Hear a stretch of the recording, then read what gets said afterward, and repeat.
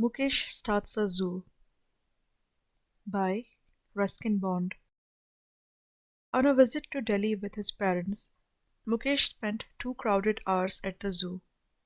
He was dazzled by the many colorful birds, fascinated by the reptiles, charmed by the gibbons and chimps, and awestruck by the big cats, the lions, tigers, and leopards. There was no zoo in the small town of Dehra where he lived, and the jungle was some way across the river bed.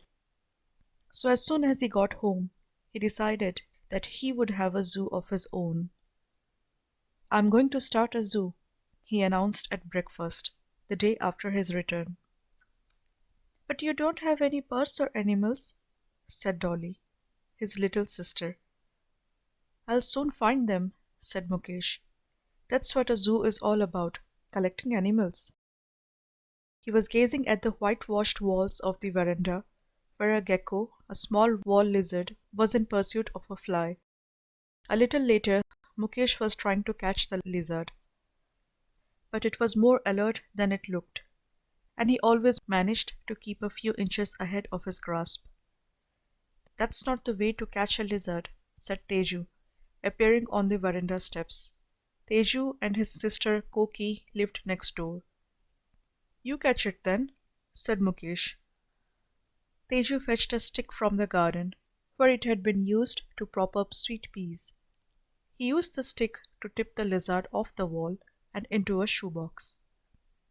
"You'll be my head keeper," said Mukesh, and soon he and Teju were at work in the back garden, setting up enclosures with a roll of wire netting they had found in the poultry shed. "What else can we have in the zoo?" asked Teju. "We need more than a lizard." "There's your grandmother's parrot," said Mukesh. "That's a good idea, but we won't tell her about it. Not yet. I don't think she'd lend it to us. You see, it's a religious parrot. She's taught it lots of prayers and chants. Then people are sure to come and listen to it. They'll pay too." "We must have the parrot then. What else?" "Well, there's my dog," said Mukesh. "He is very fierce." "But a dog isn't a zoo animal."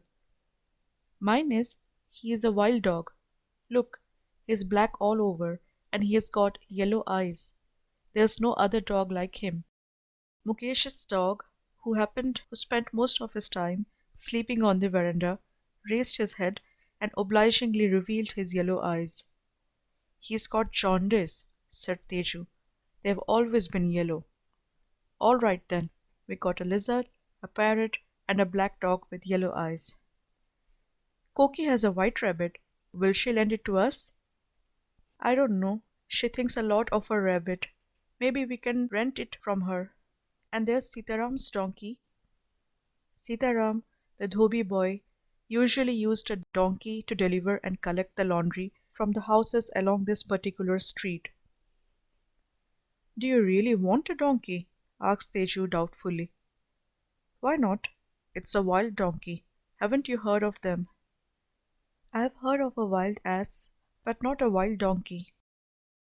"Well, they're related to each other, asses, donkeys, and mules." "Why don't you paint black stripes on it and call it a zebra?" "No, that's cheating. It's got to be a proper zoo. No tricks, and it's not a circus." On Saturday afternoon, a large placard with corrected spelling announced the opening of the zoo. It hung from the branches of the jackfruit tree. Children were allowed in free, while grown-ups had to buy tickets at 50 paise each, and Koki and Dolly were selling homemade tickets to the occasional passer-by or parent who happened to look in. Mukesh and his friends had worked hard at making notices for the various enclosures, and each resident of the zoo was appropriately named. The first attraction was a large packing case filled with an assortment of house lizards. They looked rather sluggish, having been generously fed with a supply of beetles and other insects. Then came an enclosure in which Koki's white rabbit was on display. Freshly washed and brushed, it looked very cuddly, and was praised by all. Staring at it with evil intent from behind wire netting was Mukesh's dog. Rare black dog with yellow eyes, read the notice. Those yellow eyes were now trying hard to hypnotize the pink eyes of Koki's nervous rabbit.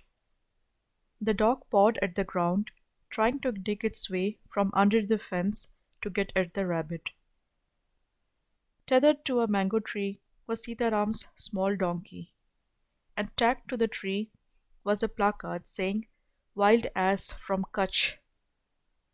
A distant relative it may have been, but everyone recognized it as the local washerman's beast of burden.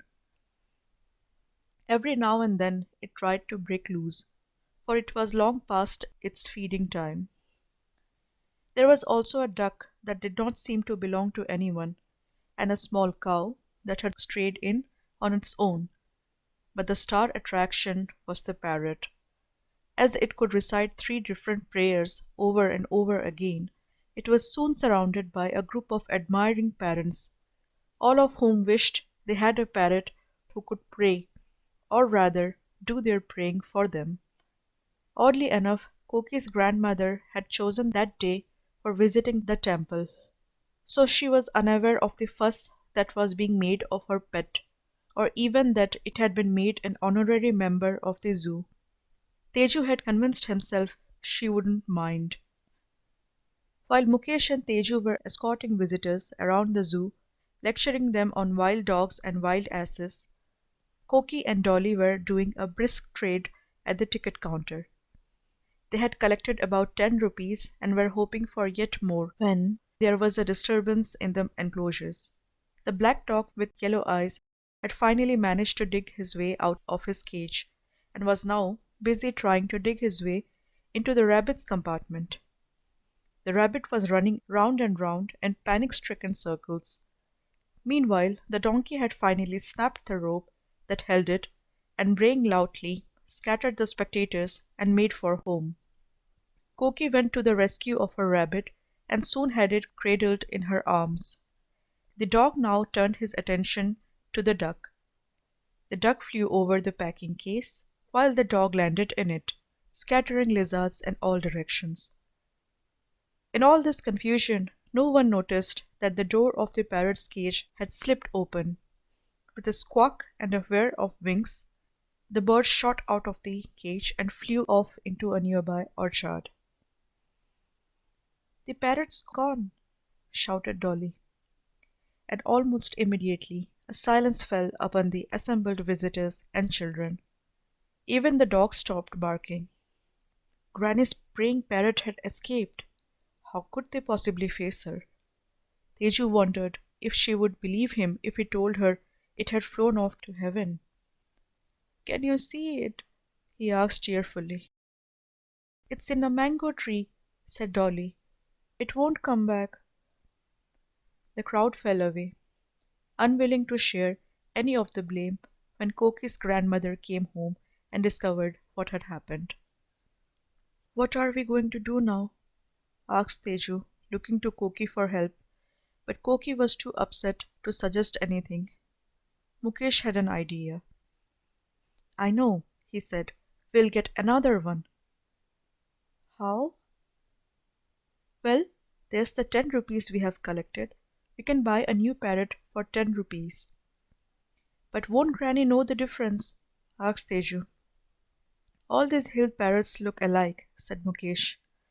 So taking the cage with them, they hurried off to the bazaar, where they soon found a bird seller who was happy to sell them a parrot not unlike Granny's. He assured them it would talk. "It looks like your grandmother's parrot," said Mukesh on the way home.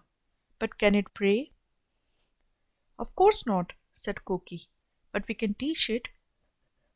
Koki's grandmother, who was short-sighted, did not notice the substitution, but she complained bitterly that the bird had stopped repeating its prayers and was instead making rude noises and even swearing occasionally. Teju soon remedied this sad state of affairs. Every morning he stood in front of the parrot's cage and repeated Granny's prayers. Within a few weeks, the bird had learned to repeat one of them. Granny was happy again, not only because her parrot had started praying once more, but because Teju had started praying too. End of today's story.